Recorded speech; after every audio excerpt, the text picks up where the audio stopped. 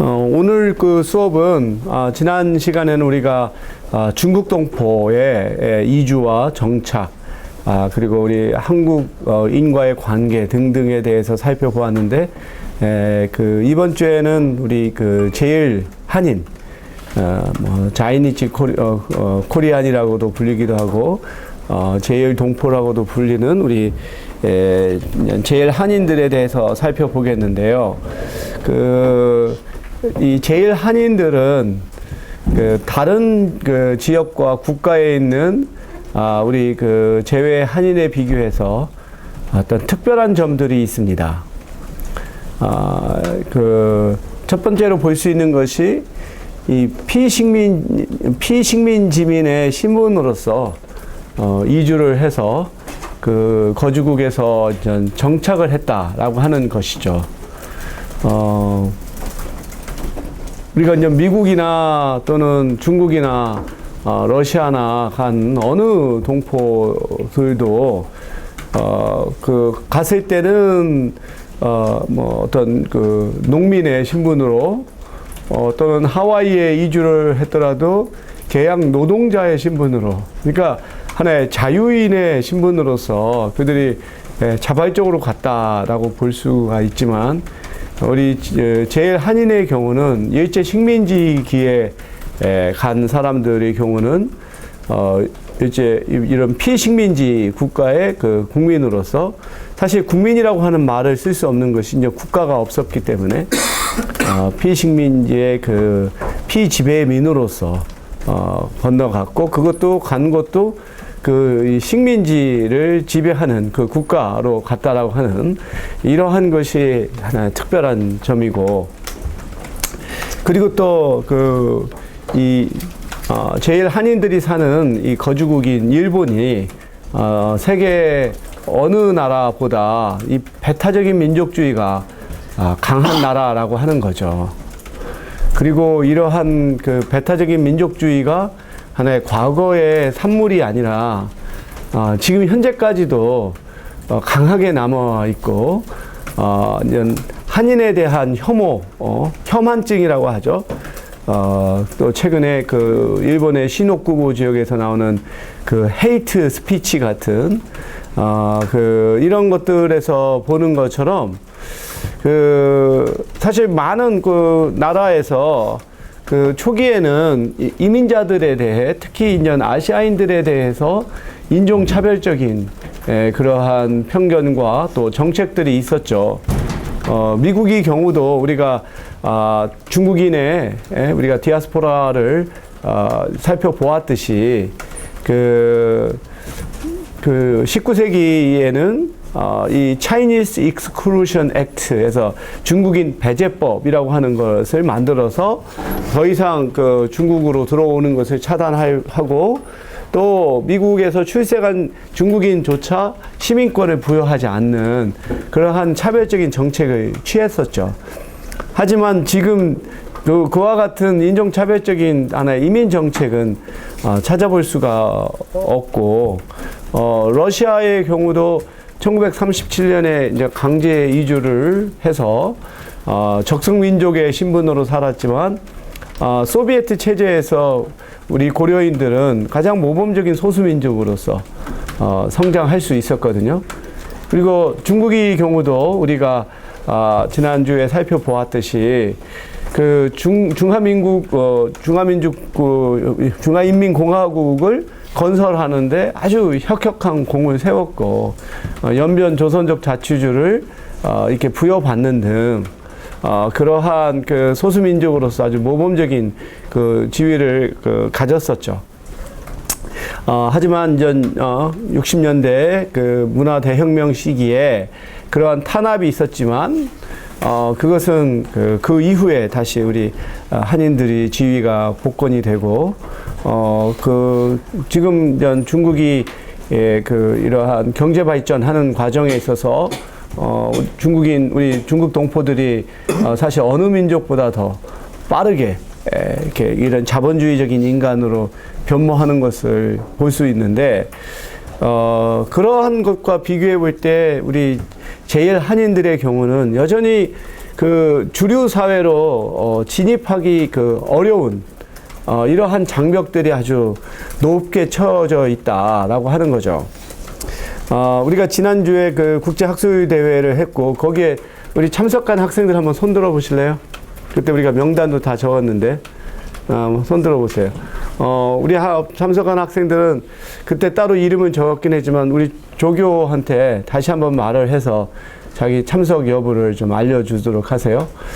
거기서 그 라경수 교수가 그 일본의 가쿠수인 여자대학교의 교수로 계신데 그분이 이제 그 발표한 내용에서도 우리가 알 수 있는 것처럼 이번 국제학술대회의 주제가 주류화였거든요. 재외동포의 주류화.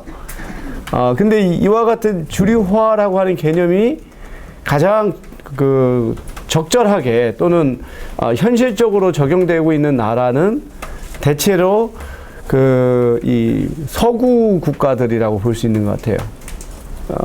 대표적으로 이제 미국이나 캐나다나 또는 그 호주나 뉴질랜드 이러한 그 좀 영어권의 그 서구 국가에서는 기본적으로 그 민족 정책이라든가 이민자 통합 정책이 있어서 이민자들을 그 사회의 하나의 적극적이고 생산적인 구성원으로 만들기 위한 그런 노력을 하죠. 그러니까 이런 나라들은 기본적으로 선진국이지만 또 민주주의가 발달하고 인권이 발달하고 다문화주의라고 하는 것이 하나의 정착된 사회입니다. 그러다 보니까 소수민족이나 또는 이민자들을 이렇게 차별하고 배제했던 과거의 관행에서 벗어나서 이들을 좀 하나의 이들에 대한 차별을 철폐해서 이들이 주류사회의 구성원으로 참여할 수 있도록 그런 노력을 하죠. 지금 여러분들 신문에서도 보았다시피 런던 시장으로 선출된 사람이 그 파키스탄의 이민자의 아들이잖아요. 그 아버지가 버스 기사였고 어려운 과정 속에서도 이 사람이 이제 공부를 하고 이러한 시민 운동을 해서 투팅이라고 하는 도시에서 처음으로 시장으로 선출된 이후에 이번에는 런던 시장으로까지 선출이 됐죠. 근데 이번 선거에서 보수당에서는 그 시장을 굉장히 이제 인종주의자 또는 굉장히 그 테러리스트로 이렇게 몰아서, 왜냐하면 아랍계 청년들에 의해서 런던 그 지하철 테러 사건들이 있었고, 그러면 이러한 그 파키스탄이면 이슬람 그 일종의 문화권인데 이슬람 문화권의 이민자가 시장이 되었을 때 이런 그 테러리즘이라든지 이런 것이 더욱더 강해질 거다라고 막 그 사람들한테 공포심을 이렇게 심어줬습니다. 그 카메룬 현 총리도 상당히 거부감을 냈다고요. 그럼에도 불구하고 영국의 런던 시민들은 이 사람을 선택을 했어요.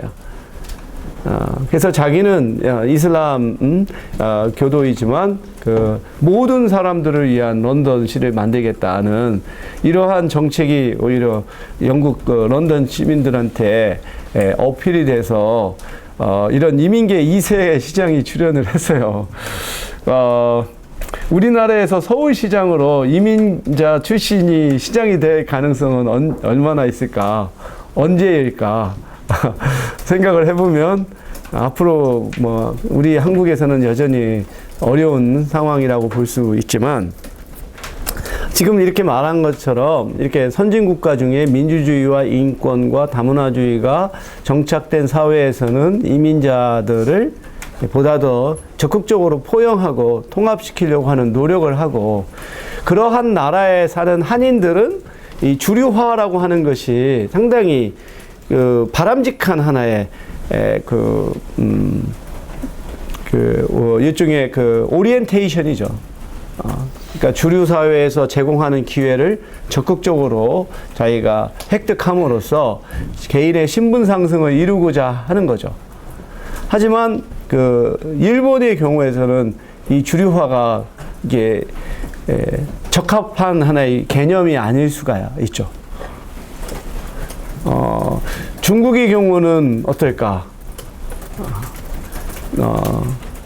그러면은 중국의 주류 민족인 한족이 조선족이 한족과 대등하게 이런 정치라든가 군사라든가 그런 분야로까지 진출하는 것을 허용할 것인가 라고 하는 문제가 있겠죠.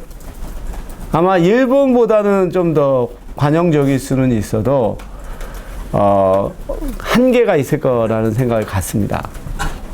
여기서 이제 우리가 중요한 것이 뭐냐면 이러한 그 민족 정책이라고 하는 것 또는 이민자 정책이라고 하는 것은 그 나라의 민주주의 수준과 아주 밀접한 관련이 있다는 거예요. 결국은 민주주의의 수준이 높은 나라일수록 그런 개인의 권리, 그것이 단순하게 정치적, 사회적 권리뿐만 아니라 문화적 권리까지도 인정할 수 있는 폭이 더 크다고 볼 수가 있고, 민주주의가 발달하지 않은 나라에서는 그런 개인의 권리가 극히 제약이 되어 있고, 이런 정치적, 경제적, 사회적 권리 뿐만 아니라 문화적 권리라고 하는 것은 더욱이 우리가 실천하기가 어려운 그런 것이죠. 그런 관점에서 우리가 중남미의 한인들, 우리가 한번 또 이후에 또 중남미의 한인에 대해서도 살펴보겠지만, 거기서도 주류화라고 하는 개념이 현실적인 것인가에 대해서 생각해 보면은 대답은 그렇지 않을 가능성이 높다라는 거죠. 그 역시 이런 중남미 국가의 상당수가 이런 민주주의 수준이 높지 않기 때문에 이런 이민자나 소수민족들에게 동등한 권리를 부여하는 면에 있어서는 제약이 많을 거다라고 보는데, 일본은 사실 경제적으로는 선진국이지만 이런 의식 면에서는 여전히 선진국의 수준에 못 미치는 그런 나라이고, 또 전 세계에서 또 아주 드물게 이런 단일 민족의 신화, 또 단일 민족적인 특성이 강한 나라죠. 그걸 우리가 또 자민족주의라고도 볼 수 있어요. 이제 영어로 하면은 에스노센트리시즘이죠. 자기 민족이 중심이 되는 이러한 의식이 굉장히 강하기 때문에 한인들이 사실 비집고 들어갈 틈이 매우 적다라고 하는 것이 두 번째 중요한 특징이고, 세 번째로는 이 동포 사회가 이렇게 이념적으로 이렇게 분열된 또 유일한 사회라는 거죠. 지금 우리가 어느 국가의 동포 사회를 가더라도 친한파 또는 친북파로 이렇게 나눠진 데가 없잖아요.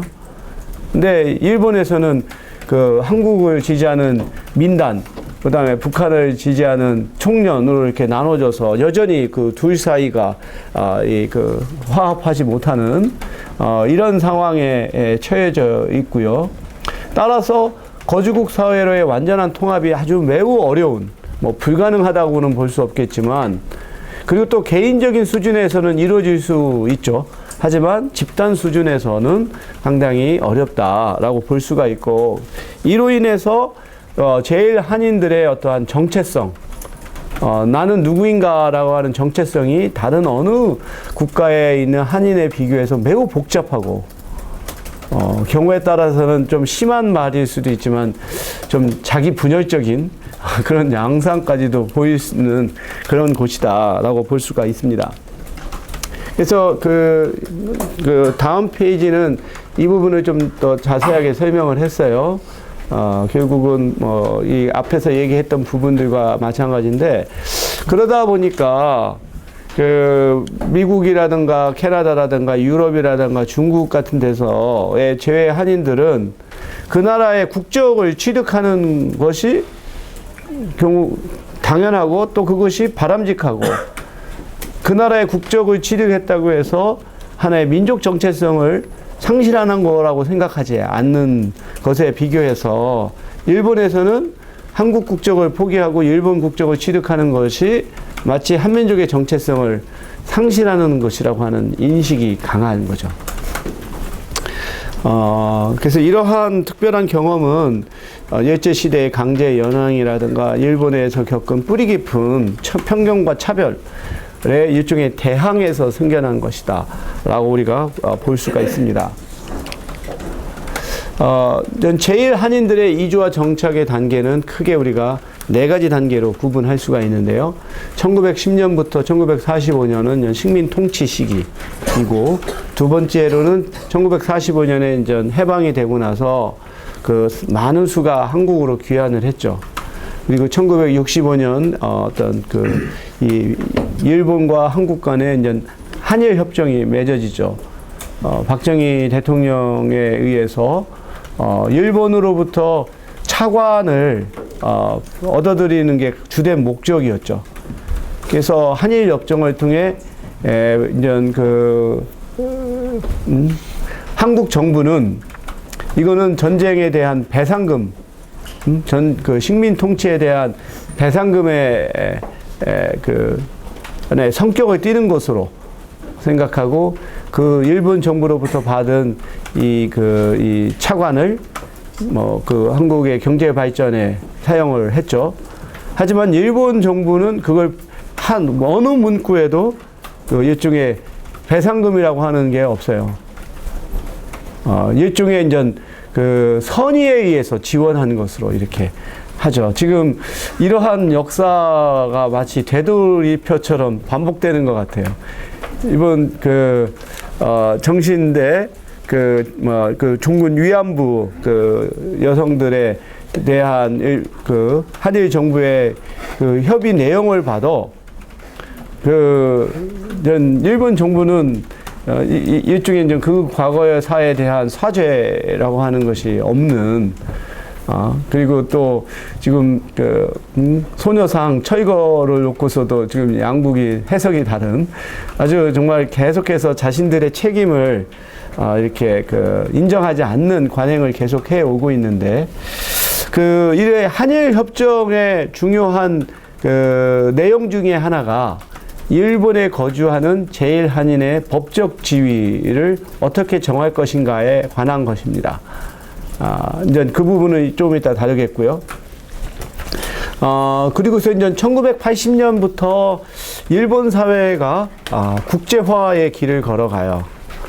우리 한국의 경우에서는 김영삼 정부가 그게 출범한 것이 아마 91년 내지 92년 정도로 생각이 되는데, 그러니까 일본보다 한 10년 정도 뒤에 여기서는 세계화라고 하는 이름으로 이런 글로벌라이제이션 이제 정책을 취하죠. 근데 일본은 이제 1980년부터 일본 사회를 이제 좀 더 외향적으로 국제화하려고 하는 움직임을 하게 되고, 그러한 맥락에서 우리나라에서의 다문화주의와 같은 다문화 공생이라고 하는 그런 운동이 시작이 돼요. 일종의 서로 다른 이 민족들끼리 공생하는 것을 추구하는 이러한 하나의 과정을 밟게 되면서, 과거의 어떠한 소수민족에 대한 어떤 차별, 위주의 그러한 정책에서 좀 변해서 이제는 공생을 추구하는 방향으로 이렇게 이제 흐름이 바뀌게 되었죠. 이러한 맥락에서 우리가 제일 한인들의 단계를 구분해 볼 수가 있고요. 첫 번째 단계에서는 이 일제 시기인데, 사실은 1910년 한일 합방이 이전에도 우리 한인들이 일본으로 건너갔습니다. 하지만 그 수는 매우 적었고, 이제 대부분은 이제 유학생들이었어요. 그래서 일본의 선진 학문을 배우고 한국에 돌아와서 이제 지식인이라든가 또는 이제 예술가로서 또는 경제인으로서 아주 선도적인 역할을 수행을 했죠.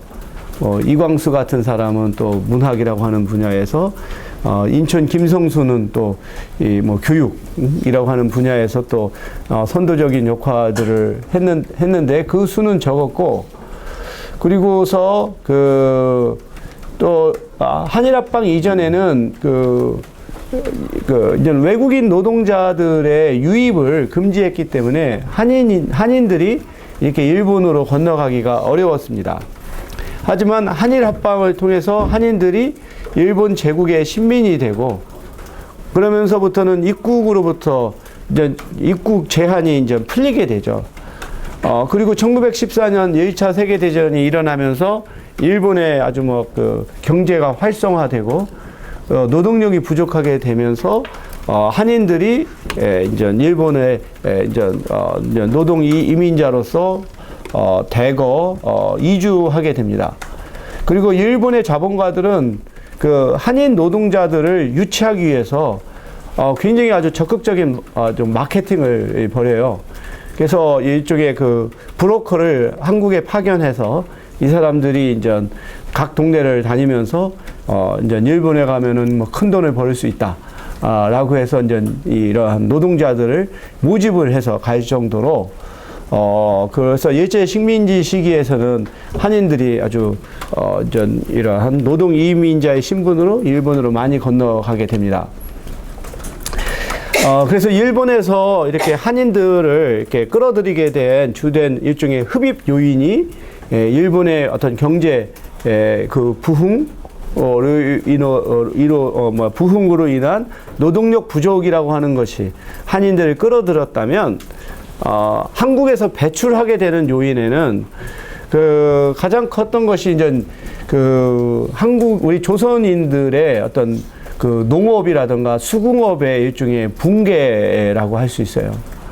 그 일제에 의한 토지 조사 사업으로 인해 가지고 하루아침에 자기의 그 토지를 잃어버린 농민들이 결국은 도시로 들어와서 이제 허드렛 일을 하는 그러한 빈민층으로 전락을 하게 되고, 그리고 또 그 일본 제품들이 이런 일본 제품이 국내로 들어오게 되면서 우리 국내의 수공업자들이나 또는 장인들이 만든 이러한 물건들이 이제 경쟁력을 잃게 되는, 그래서 이들이 이제 아주 몰락을 하게 되고, 결국 이들이 이제 생계를 찾아 일본으로 노동 이주로 가게 되는 그러한 상황이 전개가 됩니다. 그래서 1920년대에 보면 평양과 그 서울을 중심으로 해서 이 조만식 그 선생이나 인천 김성수 선생에 의해서 물산 장려 운동이 일어나요. 우리가 인도인 디아스포라 할 때 우리가 마하트마 간디에 대해서 소개를 했는데, 마하트마 간디가 영국의 식민 지배에 저항해서 했던 것이 두 가지가 있죠. 하나는 이제 소금을 직접 자기가 바다에 가서 이 바닷물을 증발시켜서 소금을 얻어가지고 행진했던 이러한 거라든지, 또는 이 그 물레로 자기가 직접 옷을 만들어 입는다든지 하는 그러한 그 어떠한 이 자급자족의 그 운동을 통해 영국의 그런 경제적인 침탈에 저항을 했던 것과 비슷하게 우리나라에서도 이 물산 장려 운동이 일어나죠. 그래서 이 광고 문구를 보면 이게 우리 손으로 만든 광목입니다. 이게 옛날에는 오른쪽에서 왼쪽으로 읽고 있네요. 우리 손으로 만든 광목. 조선 사람은 조선 광목. 이런 식으로 이렇게 뭔가 우리 국민들로 하여금 일산을 쓰지 않고 조선산 제품을 쓰기 위한 운동을 벌였지만 이것은 성공하지 못했죠. 못한 이유 중에 하나가 국산 제품을 이렇게 이제 쓰다 보니까 국산 제품 가격이 올라가게 되는, 오히려 수입품은 싼데 국산품이 가격이 올라가니까 오히려 이거는 이런 국내 자본가들의 배만 살찌운다라고 하는 비판이 있었고, 특히 당시에 이제 사회주의 운동가들한테는 이런 일종의 계급적으로 하나의 공격이 대상이 되는, 그래서 결국은 이 운동은 아주 크게 성공을 하지 못하는, 그래서 이것을 내가 물산 장려 운동을 소개한 이유는 결국은 이게 얼마만큼 그 당시에 국내에 이러한 제조업 이런 분야가 붕괴했는가를 보여주는 그런 하나의 예가 되겠죠. 그래서 1910년부터 20년대까지 한인들은 일본으로 많이 이렇게 노동의 이주자로 이주를 하게 되는데, 이것이 한 20년대에 들어서서는 그 일본 정부에 의해서 이주가 이제 억제가 돼요. 그래서 20년대 이제 상황에 가서는 조선인들에 대한 일본 사회에서의 어떤 편견과 차별이 아주 폭력적인 형태로 이제 나타나게 되는 그런 시기인데, 그 가장 대표적인 것이 1923년에 관동 대지진이죠. 그 관동 하면은 도쿄에서 가까운 지역인데, 거기서 강도 한 7.3인가 7.9 정도의 강진이 발생을 했는데, 지금은 뭐 일본이 이런 지진에 대비해서 건축물이라든지 이런 것들을 잘 건설을 했기 때문에 피해를 최소화할 수 있었지만, 이 당시만 하더라도 그런 것에 대비가 매우 부족했고, 일본들의 그 주택을 보면 여러분도 보셨겠지만 목조 주택이죠. 한 2층 정도짜리의 목조 주택들이 이런 일반 주택가에서 우리가 자주 볼 수 있는 하나의 건축 양식이죠. 그러니까 이게 굉장히 약한 건물이란 말이에요. 그리고서 불에 타기가 쉽죠. 뭐 화재가 발생하면 이것이 그냥 순식간에 이제 그 전 도시를 다 이제 불로 다 이제 재로 만들 수가 있는 그러한 여건이었죠. 그래서 이 관동 대지진 시기에 일본인을 포함해서 한 10만 명이 넘는 사람이 죽었어요. 그래서 일본이 원래 지진이 많은 나라이긴 하지만 이와 같은 대규모의 피해는 없었고, 그러다 보니까 이제 사람들이 굉장히 이제 뭐라고 말할까, 민심이 흉흉해요. 이러한 상황에서 그 한인들이 이 우물에다가 독을 퍼뜨린다라고 하는 소문이 돌면서 일본 민병대원들이 그냥 우리 이 조선인들을 그냥 불신 검문을 해서, 그 일본의 발음, 우리 영어로 따지면은 L과 R 발음, 사실 우리 한국인들이 같은 리을이지만 그 발음하기 어렵잖아요. 일본의 발음 중에도 일본 사람이 아니면 발음하기가 어려운 그것을 해보라고 해서, 그걸 못하면은 이제 죽창으로 찔러 죽이기도 하고, 또는 이 경찰서로 한인들을 끌고 가고, 그러면 경찰들이 그것을 이제 방관하는 이러한 방식을 이제 취하게 됐는데, 이 사진들이 이제 관동 대지진 때 피해를 당한 사람들이, 우리가 이 사람의 옷차림을 보면 민간인이 아니라는 걸 알 수가 있죠. 그리고 이것이 이제 일어날 수 있었던 것은 단지 일본인들이 조선인에 대한 편견만이 아니고, 결국은 일본 정부가 민심이 정부 쪽으로 이렇게 향해서 자기들이 어떤 공격을 받을 것에 대한 대비로 일종의 희생양으로서 우리 조선인들이 이제 선택돼서 그 사람들의 분노가 조선인으로 향하게끔, 그래서 거기서 분노가 소진되게끔 만드는 그런 것을 우리가 이제 역사적으로 알 수가 있습니다. 그래서 제일 한인에 있어서는 이 관동 대지진이라고 하는 경험이 아주 가장 비극적인 경험이고, 그리고 이것에 대한 어떠한 진실 규명이라고 하는 것이 전혀 이루어지지 않은, 일본 정부에서는 함구하고 협조하지 않는 그러한 상태로 지금까지 남아 있어요.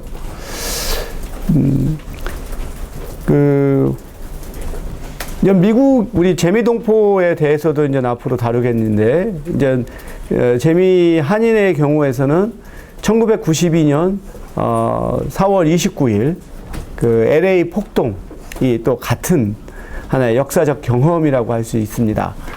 다음 시간에 우리가 이 LA 폭동에 대해서 자세히 다루겠지만 그 사건에서도 우리가 볼 수 있었던 것은 정작 이 폭동의 가해자와 피해자는 백인과 흑인이었거든요. 결국은 보면은 로드니 킹이라고 하는 흑인이 이제 고속도로에서 과속으로 달리다가 경찰들한테 저지가 됐어요. 근데 이제 경찰들이 백인 경찰이 4명인데 이 사람이 순순하게 그냥 이렇게 이제 잡힌 게 아니라 계속해서 도망을 치고 그 다음에 나중에 더 이상 차를 움직일 수 없는 상황에서 차가 멈췄을 때 나와서도 그냥 이렇게 순응하지 않고 저항을 하고 근데 뭐 체격 자체가 워낙 또 거구다 보니까 이러한 막 실갱이가 이루어지고 그래서 결국은 이 사람이 바닥에 이제 눕혀지고 수갑을 채웠는데 그러면 사실은 거기서 종료가 되어야 되는데 이 4명의 백인 경찰들이 이 사람이 체포가 된 이후에도 개패듯이 했거든요. 뭐 곤봉으로 막. 그러니까 이 자기들의 이제 일종의 분노를 표현한 거죠. 원래는 그렇게 하면 안 되죠. 일단은 수갑이 채워지고 했으면은 더 이상의 폭력은 정당화될 수가 없음에도 불구하고 이 백인 4명의 경찰들이 정말 개패듯이 했는데 공교롭게 그게 어느 아마추어 사진가에 의해서 이게 비디오 카메라로 촬영이 된 거예요. 그러면서 이게 텔레비전에서 계속 방영이 되니까 그걸 보고서 분노하지 않을 사람이 어디 있어요. 아무리 이 사람이 죄를 졌다 할지라도 그 이후에 그렇게 막 처참하게 폭력당하는 걸 보고서 이거는 용인할 만하다 이렇게 말할 사람은 없죠. 그걸 보는 흑인들의 입장은 또 어떻겠어요? 이런 상황에서 이 4명의 백인 경찰들이 그 재판 과정에서 미국은 배심원 제도가 있잖아요. 배심원 재판에서 무죄로 판결이 났어요. 그러니까 가뜩이나 정말 어떻게 생각하면은 끓는 불에 기름 붓는 식으로 아픈 상처에다가 소금 뿌리는 식으로 이것이 더욱더 부탁히고 그것이 로스앤젤레스의 사우스 센트럴이라고 하는 흑인 지역에서 처음으로 폭동이 일어나게 되는데 이 사우스 센트럴에서 코리아타운까지는 거리상으로 보면은 불과 한 10분, 20분밖에 안 돼요, 차로.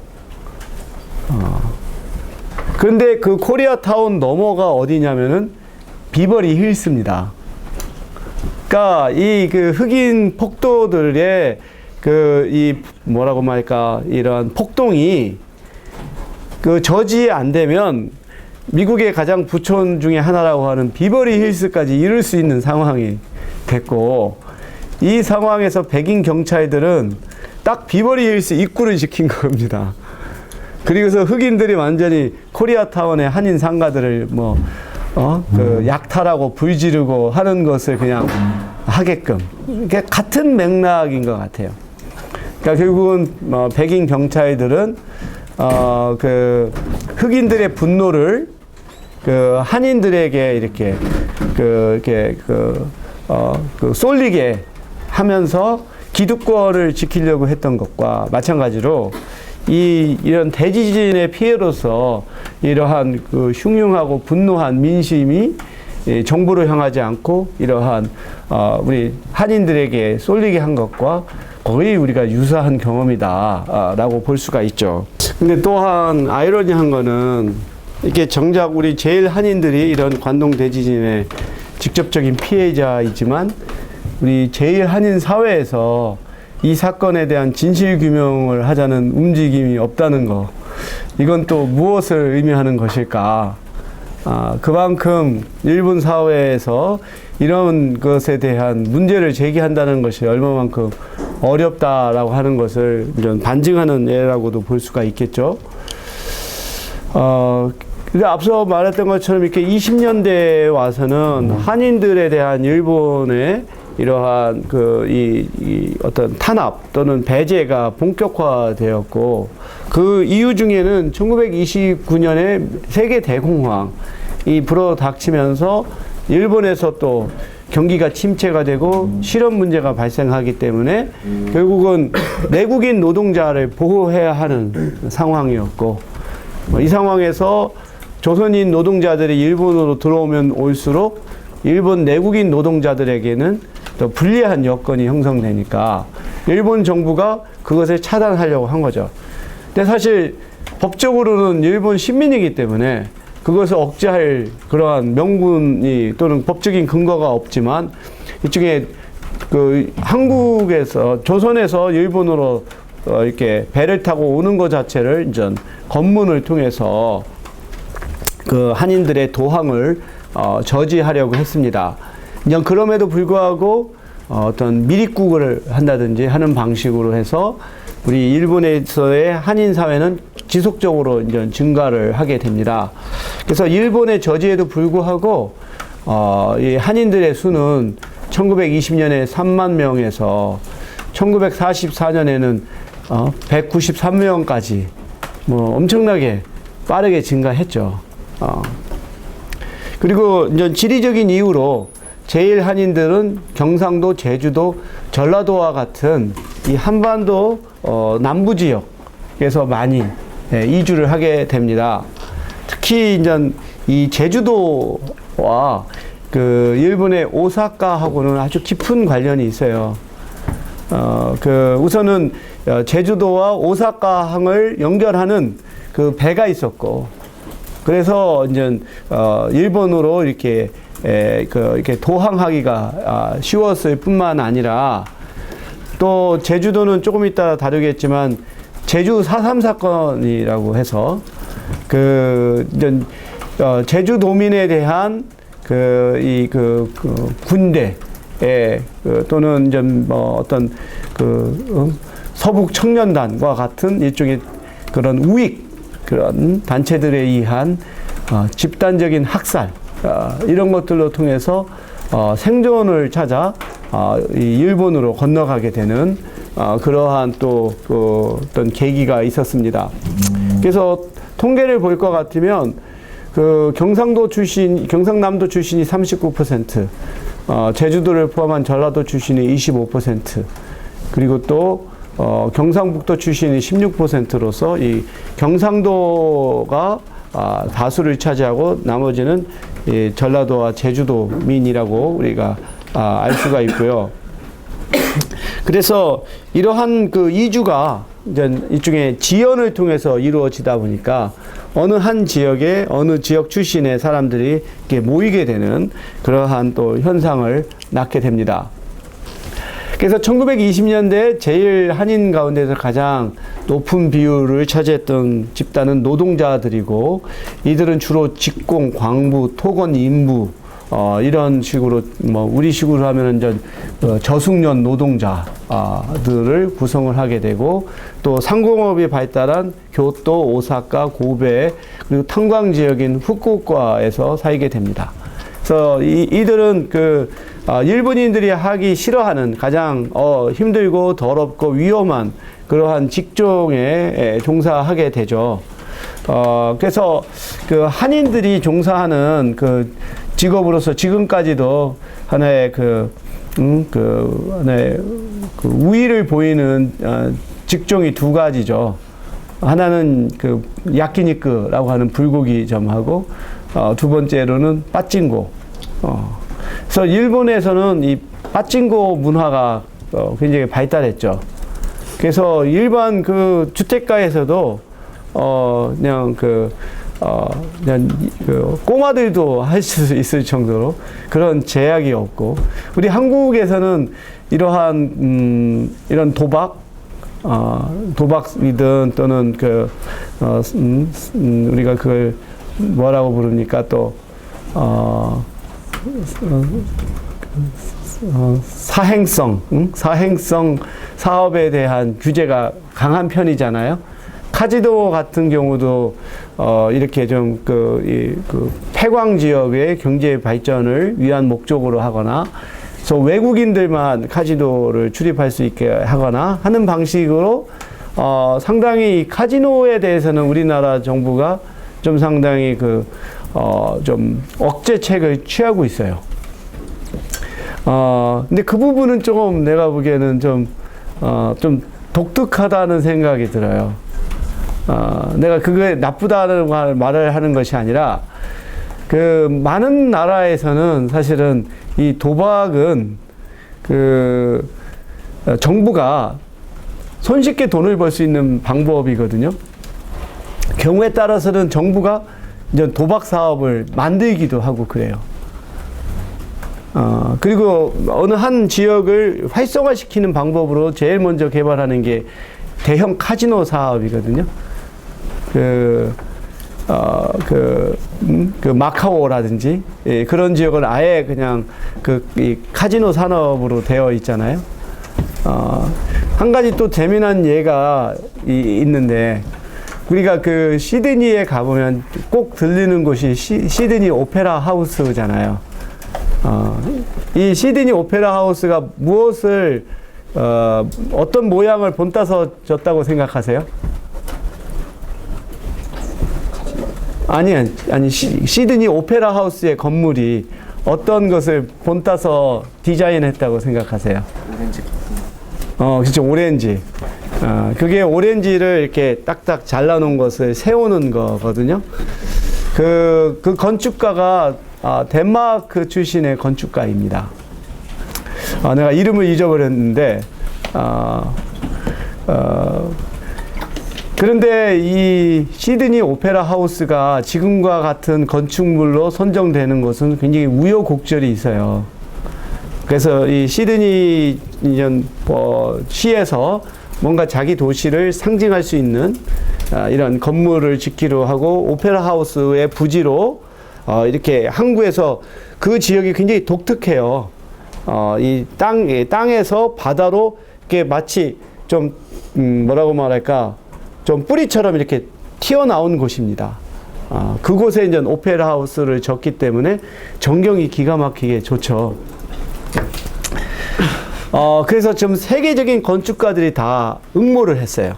이 오페라 하우스의 디자인, 그 공모전에 다 했는데, 거기에 이제 위원장이 있었어요. 이 선정위원장이 이제 미국인 그 중에 하나의 건축학자입니다. 근데 이 사람이 호텔에서 그 늦게 출발하는 바람에 제때 그 회의에 참석을 못했어요. 그래서 한두 시간 지나게 되면서 거기 있는 사람들이 이미 다 그냥 선정을 해버렸어요. 그때 선정한 그 디자인은 그냥 평범한 거였어요. 근데 이 사람이 늦게 와서 다른 사람들이 정한 것을 그냥 뭐 따른 게 아니라, 이 사람들이 심사한 걸 자기가 보겠다. 자기가 늦은 주제에, 이미 결정한 것을 따르지 않고 자기가 직접 보겠다고 고집을 피웠어요. 고집을 피워서 탈락된 것을 쭉 넘기다 보니까 그게 눈에 들어온 겁니다. 그래서 우겨가지고, 덴마크 건축가의 디자인이 오페라 하우스의 디자인으로 이렇게 선정이 됐는데, 여러분도 이제 시드니 오페라 하우스 가보면 그거 이쪽에 안내하는 그러한 이쪽에 그 투어가 있어요. 여러분 시간을 정해서 가면 돈을 내야 되겠지만, 그러면은 해설자가 따라 붙으면서 각각 이게 어떻게 설계가 됐고 이런 걸 자세하게 설명을 합니다.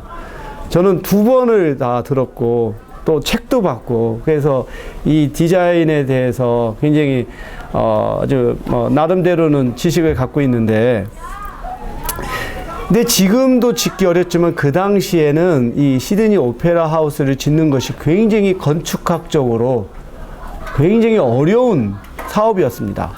이거 자체가 이렇게 되어 있잖아요. 그럼 이것을 지탱을 해야 되는데, 지금처럼 이렇게 철골이 발달한 것도 아니었고, 근데 지금 오페라 하우스의 이러한 오렌지 껍질 모양의 이 모양은 하나같이 철골로 한 것이 아니라 콘크리트로 되어 있어요. 콘크리트로 되어 있고, 겉에 붙어 있는 게 다 타일이잖아요. 근데 이 타일이 특수 제작된 타일이라 손상이 되거나 이것이 좀 오래됐으면 덴마크에서 수입을 해서 그걸 교체하는 건데, 이 타일의 특징은 햇빛을 통해서 스스로 쌓인 먼지를 제거하는 그런 기능을 갖고 있어요. 그러니까 이게 시간이 지나도 이렇게 여전히 깨끗한 모양을 갖는 게 그러한 특징이거든요. 그래서 무슨 얘기냐, 이게 굉장히 건축학적으로 이게 시공하기가 어려운 사업이었고, 그로 인해서 이게 정말로 그 대책 없이 공기가 지연이 되고, 처음에 생각했던 비용보다 수십 배가 올라가야 돼서 결국은 이게 파산을 하고 말아요. 파산하고 말고 처음에 설계했던 건축가는 해임당하고 그랬습니다. 근데 이것을 결국은 그 천신만고 끝에 건물을 짓게 됐죠. 그로 인해서 시드니 시 정부가 껴안은 부채가 천문학적인 돈이에요. 그럼 이것을 어떻게 해결했냐? 시드니 정부에서 이쪽에 그 로또를 발행을 했습니다. 로또. 시정부가 로또를 발행해서 불과 2년 만에 이 부채를 다 갚았다고 합니다. 그러니까 내가 이렇게 말을 하려고 하는 것은, 그러니까 대부분의 경우 나라에서는 이 로또를 통해서 사실 일반 국민들의 돈을 털어가지고 경기 부양을 하거나 또는 경제 발전하는 예가 사실 비일비재해요. 근데 우리나라에서는 굉장히 그거에 대한 것이 좀 도덕 수준이라고 할까, 이게 굉장히 엄격한 편인 것 같아요. 지금 과천 경마공원 같은 경우도 있지만 지금 화상 경마장을 하려고 하는 것이 굉장히 저항을 많이 받고 있는 것도 그렇고, 근데 나는 우리 정부가 이러한 사행 사업에 대한 이 엄격한 잣대가 어떤 면에서는 좀 이중적이라는 생각도 가져요. 내가 왜 이중적이라고 생각을 갖냐면, 이 담배는 담배를 그 국가가 담배를 제조해서 판매하는 수익을 통해서 이 세수를 거두는 나라가 한국 외에 또 있을까? 여러 번 한번 찾아보세요. 나는 굉장히 그게 이중적이라고 생각돼요. 그게 어떻게 생각하면 국민 건강에 치명적인 담배를 국가가 제조하고 판매해서 수익을 걷고 그 수익을 가지고 여러 가지 복지 사업을 해요. 그런 면에서는 관대하면서 이 사행 사업에 대해서 엄격한 것이 나는 좀 약간 좀 이중적이다는 생각이 갔는데, 내가 빠찡코 얘기를 하면서 그랬네요. 그래서 일본에서는 일본인들이 빠찡코에 대한 인식은 굉장히 이중적이에요. 자기들이 뭔가 좀 일본 사회가 굉장히 엄격하고 규율이 굉장히 강한 사회잖아요. 그래서 일본인들은 어떤 외부로 향한 분노를 속으로 이렇게 억제하는 것이 어렸을 때부터 길러져 있어요. 그래서 거기서는 아이를 교육할 때 제일 먼저 하는 것이 남한테 패기치지 말라는 거거든요. 그러니까 일본 사람들이 전체적으로 굉장히 예의가 바릅니다. 그러니까 그들의 분노를 밖으로 표출하지 못하다 보니까 이것이 쌓이게 되고, 이것을 사회적으로 이쪽에 분출하는 통로가 하나는 빠찡코고 또 하나는 일종의 그런 음란 산업이죠. 그런 야동 같은. 그래서 제일 발달은 성인 그런 비디오라든지 여러 가지의 그러한 뭐라고 말할까, 매춘하고는 또 다른 개념이에요. 우리가 도쿄의 신유쿠 같은 데 가보면 공개적으로 자신들의 그러한 매매는 아니지만 성을 파는 그런 것들이 공공연하게 있어요. 근데 거기서는 내가 아는 한 성매매는 이루어지지 않지만 어느 수준에서의 성적인 접촉은 허용되는 것으로 알고 있는데, 그런 것이 공공연하게 길거리에서 하거든요. 그러니까 그게 이제 보면 일본인들의 이런 내향적인 이러한 부분을 안전하게 이쪽에 분출하는 통로가 하나는 빠찡코고 하나는 이러한 성인 비디오라고 생각을 하는데, 그러다 보니까 일본인들이 직접 빠찡코를 운영하는 것에 대한 일종의 도덕적인 이런 제약이 있는 상황에서 한인들이 그 안으로 진출할 수가 있었고, 그래서 한인들이 빠찡코를 다 독점을 하죠. 이것이 굉장히 큰 그 하나의 불을 또 쌓게 되는 하나의 메커니즘이 되는 거죠. 따라서 제일 한인들에게 주어진 기회라고 하는 것이 굉장히 제한되어 있다 라고 하는 걸 우리가 알 수가 있습니다. 그래서 이제 이런 일제 식민지 시기에 우리 조선인들은 사는 곳도 이제 일본인들이 살지 않는 그런 지역, 주로 이제 하천이 범람하는 지역. 우리가 오사카에 가보면 이쿠노쿠라고 하는 지역이 있어요. 이쿠노쿠에 우리 코리아타운이 있는데 이쿠노쿠를 관통하는 강이 있어요.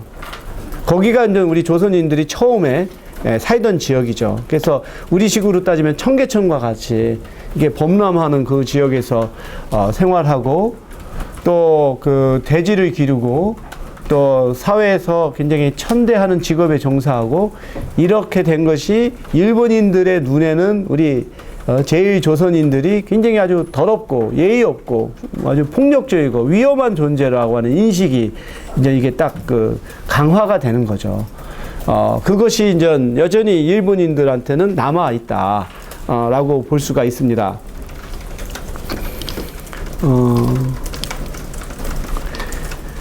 이러다가 이제 1930년대에 와서는 이제 강제징용이 이제 본격화되는 시기입니다. 그래서 일본이 이제 중국을 이제 침공하기 위해서 만주사변을 일으키고, 그 다음에 37년에 중일전쟁이 일어나서 승리한 다음에 만주국을 건설을 하면서 만주국을 이제 본격적으로 이렇게 이제 발전시키는 이 과정을 밟게 되죠. 지난번에 한번 만주국에 대해서 얘기를 했었죠. 그래서 여러분 기회가 되면 만주 모던이라고 하는 책을 한번 읽어보세요. 그래서 사실 우리나라에서는 지금까지 만주국 하면 그 하나의 괴뢰국이라고 그런 것이잖아요. 그냥 일본 군부가 허수아비 그냥 정권을 세운 것으로 이렇게 치부하고, 또 그게 전혀 근거가 없는 건 아니지만, 나는 이 만주국이라고 하는 것은 일종의 근대화 프로젝트의 하나의 실험실이었다 라고 하는 면에서 우리가 한번 살펴볼 필요가 있습니다. 그래서 또한 일본이 태평양 전쟁을 일으키면서 전시 체제로 들어가게 되고, 그러면서 이제 군수 산업이 이제 발전하게 되죠. 그러면 군수 사업 하게 되면 철을 만들어야 되고, 그러기 위해서는 철광, 탄광 노동자들이 필요하게 되고, 부족한 노동력을 우리 조선에서 강제징용을 해서 이제 노동력을 충원하는 그러한 시기를 맞게 됩니다. 그래서 이제 이 학병으로 끌려가거나 또는 이것이 이제 홋카이도에 있는 탄광 입구에서 찍은 징용자들의 단체 사진인데요. 이렇게 탄광으로 가서 위험한 데서 노동을 하게 되고, 여기서 탈주를 하게 되면 본보기를 보인다고 이 탈주한 사람의 목을 잘라서 이 바닷가에 이제 그쪽에 막대기를 세우고 꽂았다라고 하는 그러한 기록도 있습니다. 그래서 이것이 보면 탄광의 노동자가 벽에 쓴 글씨인데, 어머니 보고 싶어요, 배가 고파요 라고 하는, 고향에 가고 싶다 라고 하는 이러한 아주 비극적인 경험들을 겪었고요. 그리고 이게 일본으로만 또 향한 것이 아니라 이 사할린으로 지금 또 향하게 됩니다. 이 사할린의 또 탄광 지역에 한인들이 이제 강제 동원을 하게 되는데, 지금도 이 사할린을 놓고 지금 지금 러시아하고 일본하고 하나의 영토 분쟁을 하고 있죠. 이 사할린이 이제 두 개의 섬으로 이루어져 있는데요. 이 사할린 아일랜드에서 이 지금은 이제 소련 영토죠. 소련 영토인데, 예전에는 일본이 이 사할린 영토를 갖고 있었고, 그 다음에 이것이 2차 세계대전에서 패전하면서 이제 소련이 그것을 점령하게 됐고, 그러면서 이제 지금까지 이제 일본하고는 자기네 땅이다라고 이렇게 영토 분쟁을 벌이게 되는데, 이제 이 과정에서 문제는, 우리 한인들이 그 사할린의 탄광으로 강제 동원이 됐는데, 뭐 강제 동원이 된 경우도 있고, 또는 노동자의 신분으로 간 경우도 있고, 그래서 이걸 100% 강제라고만 보기도 어려운 복합적인 것인데, 어찌됐든 간에 일본 신민의 신분으로 사할린에 가서 노동을 하다가 일본이 패전하게 되면서 이 사할린을 소련이 점령하게 되고, 그러면서 이들이 이제 돌아가지 못하게 되는 거죠. 그리고서 일본이 그 2차 세계대전에서 패전하면서 샌프란시스코 조약을 통해 승전국인 미국과 이제 이 협약을 맺는데, 이 과정에서 우리 제일 조선인과 대만도 일제 식민지였거든요. 이제 대만과 한국의 이런 조선의 식민지 경험이 다른 거에 대해서 한번 기회가 되면 내가 설명을 할게요. 재미있어요. 대만 사람들은 일본에 대해서 부정적인 생각이 별로 없어요. 굉장히 친일적인 생각이 강합니다. 이제 그것은 혹시 대만을 가본 사람이 있으면, 특히 나이 드신 사람들이 일본 음악을 많이 듣거나 하는 걸 볼 수 있을 텐데, 그거는 다른 또 역사적 배경이 있는 것이니까 다음에 설명을 하도록 하고, 우선 이 일본이 이제 샌프란시스코 협약을 맺으면서 자기네들이 예전에 피식민민으로 지배했던 사람들에게 일본 국적을 박탈을 한 거예요. 그러니까 자기네들이 전쟁 시기에 필요할 때는 일본 시민이라고 해서 이러한 희생을 강요하고 나서는, 전쟁이 끝나고 나서는 심지어 일본 내에 있는 우리 제일 조선인이나 대만인들에게 이제부터는 너희들 독립국가의 국민이다, 이런 식으로 해서 일본 국적을 박탈을 한 거죠. 그렇게 되다 보니까 사할린에 있는 우리 제일 조선인은 무국적자가 되는 거예요. 무국적자. 그리고 사할린에 있었던 일본인들은 다 본국으로 다 이렇게 귀환을 시키고 나서는 우리 한인에 대해서는 그냥 방치를 한 거죠. 그러니까 완전히 그냥 뭐라고 말할까, 끌고 와서는 그냥 버리고 간 격이 된 거죠. 근데 이제 소련의 입장에서도 이 사할린을 재건해야 되니까 우리 한인들의 노동력이 필요한 거예요. 그래서 이들을 우리 한국으로 돌려보내지를 않고 그냥 붙잡아 둔 겁니다. 그것이 거의 결국은 90년대까지 이 사할린에 있는 한인 동포들이 일본으로도 못 가고, 그 다음에 한국으로도 못 가고, 그 중에 일부는 북한으로 갔어요. 왜냐면 북한에서는 한국전쟁 이후로 복구를 해야 되니까 노동력이 필요했고, 그 다음에 소련과 북한은 이런 서로 간의 협력 관계가 돈독했기 때문에 이 사할린 동포들 중에 북한으로 건너간 사람들도 있고요.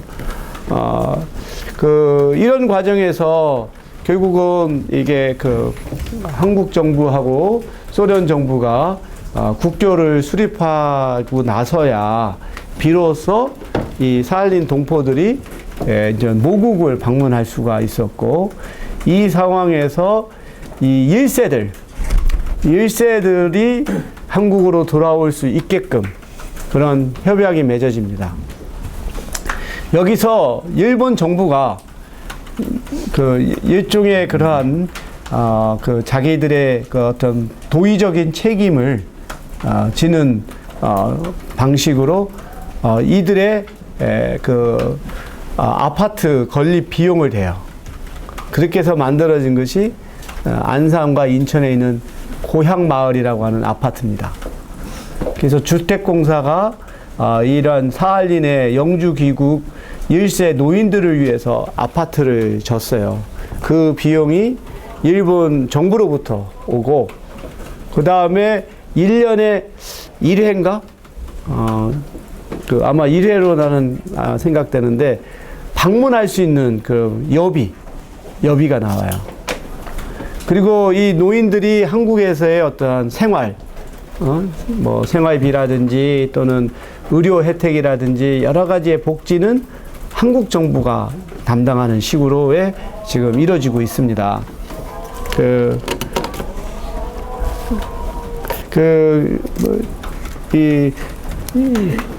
이제 그런 면에서 여러분들이 한번 안산에 가보면, 한편으로는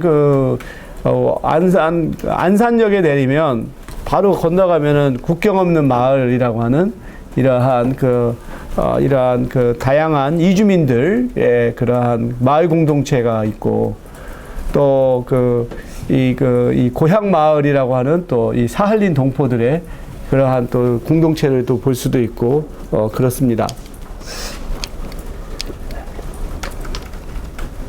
이 사진은 사할린 강제 이주 노동자들이 탄광에서 교육을 받는 모습이고, 이거는 사할린의 타이헤이 탄광에 동원됐던 조선인들의 노동자들의 모습입니다.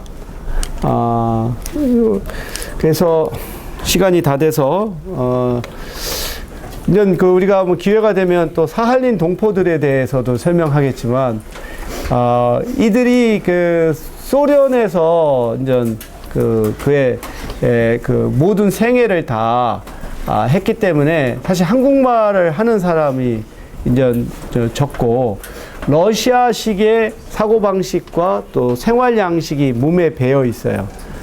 그러다가 한국에 와서 또 하나의 문화적인 이질성을 또 경험하는 이런 모습들이 있는데, 다음 시간에 연이어서 강의를 하도록 하겠습니다.